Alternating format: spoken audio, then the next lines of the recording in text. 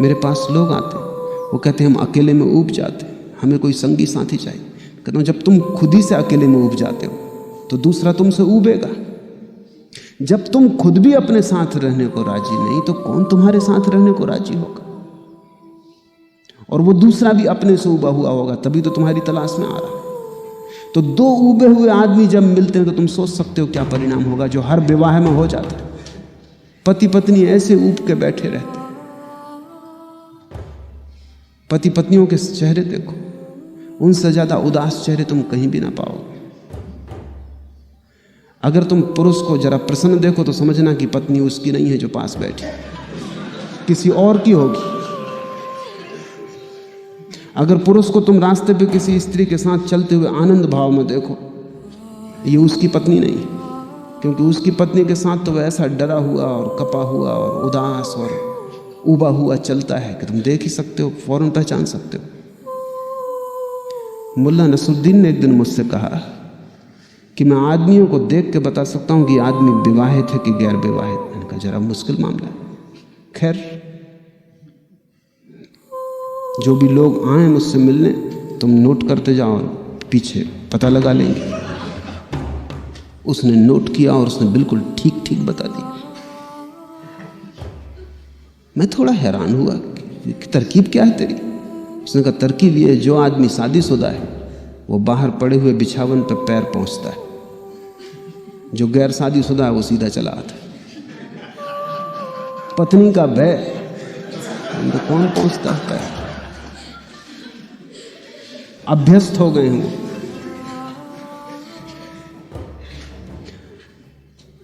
जीवन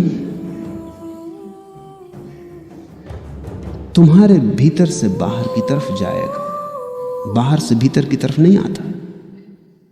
तुमने अगर अपने को प्रेम किया है तो तुम पाओगे बहुत लोग तुम्हें प्रेम करेंगे।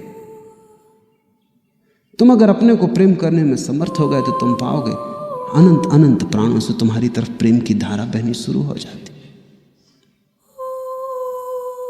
तुमने अगर अपने को प्रेम न कर पाए, जो कि तुम्हारे साधुओं की शिक्षा के कारण असंभव हो गया है, तो तुम्हें कोई भी प्रेम न कर सकेगा। मेरे हिसाब में अगर तुमने अपने को प्रेम किया तो तुम पाओगे अनंत लोग तुम्हें प्रेम करते हैं, और ये प्रेम बढ़ता जाता है, बढ़ता जाता है। एक दिन अचानक तुम पाते हो कि परमात्मा का प्रेम भी तुम पे बरसा। तुम योग्य होते जाते हो, तुम इतने योग्य होते जाते हो, तुम अपने आप में इतने पूरे होते जाते हो कि वही प्रेम की पूर्णता एक दिन तुम्हारे ऊपर परमात्मा की वर्षा बनेगी। परमात्मा को खोजने तुम जाओगे कहाँ? उसका कोई पता ठिकाना नहीं। सच तो यह है कि परमात्मा तक कोई आदमी कभी नहीं पहुंचता। जब भी घटना घटती परमात्मा आदमी तक आता है, इसके अतिरिक्त रास्ता भी नहीं है।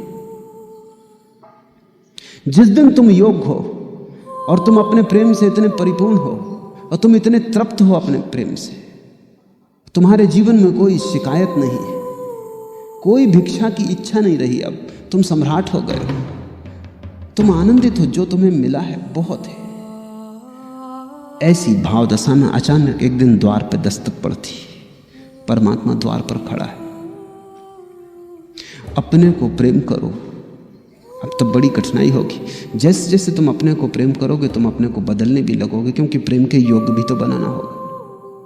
एक बार तुम्हें यह ख्याल आ जाएगा अपने को प्रेम करना है तो तुम्हें बहुत सी क्षुद्रताएं दिखाई पड़ने लगेंगी जो कि प्रेम ना करने देंगी। उन क्षुद्रताओं को तुम्हें छोड़ देना होगा, वो तुम्हारी समझ से छूट जाएंगी।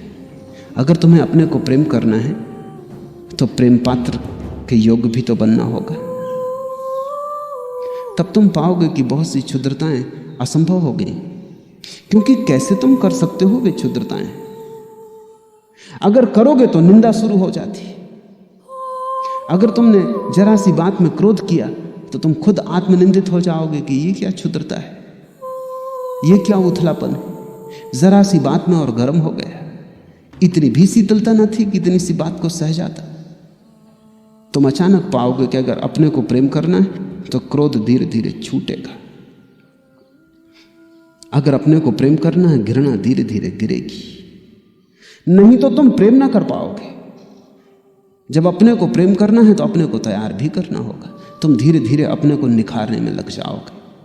अब तक तुमने दूसरों के लिए अपने को तैयार किया था तो तुम बाहर से सजाते थे, अच्छे वस्त्र पहनते थे, गंध छिड़कते थे, फूल बालों में खोस लेते थे, रंग रोगन कर लेते थे, बाहर से अपने को सजा संवार के जाते थे। जब तुम अपने को प्रेम करोगे तो बाहर की सजावट तो काम ना आएगी, क्योंकि तुम तो भीतर हो। और तुम कितना ही रंग ऊपर पोत लो चेहरे के, तुम्हें तो अपना असली चेहरा पता ही नहीं। जब तुम अपने को प्रेम करोगे तो तुम्हें भीतर सजाना पड़ेगा, भीतर का श्रृंगार शुरू होगा, और भीतर का श्रृंगार ही साधना है।